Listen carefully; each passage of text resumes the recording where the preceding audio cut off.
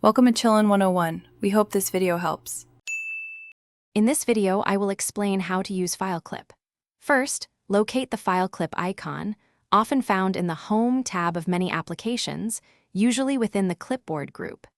Clicking this icon opens the FileClip pane, where you'll see all your copied items.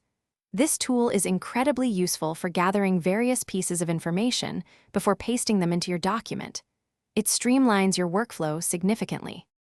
To add items to FileClip, simply copy them as you normally would using Ctrl+C or the copy button.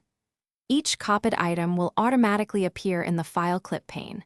When you're ready to paste, just click on the desired item in the pane and it will insert at your cursor's location.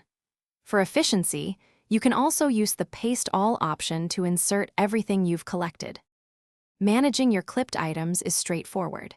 If you need to remove a single item, hover over it in the FileClip pane, click the small drop-down arrow, and select Delete. To clear everything and start fresh, simply click the Clear All button.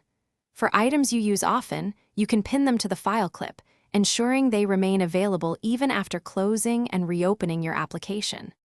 To truly maximize your efficiency with FileClip, try to group related items together before you paste them. This helps maintain a logical flow in your document. Remember to use keyboard shortcuts like Ctrl+C for copying and Ctrl+V for pasting, which can significantly speed up your process. FileClip is a powerful tool for anyone who handles multiple pieces of information.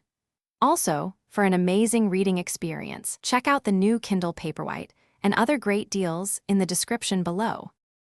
Thanks for watching. Consider subscribing if we helped you.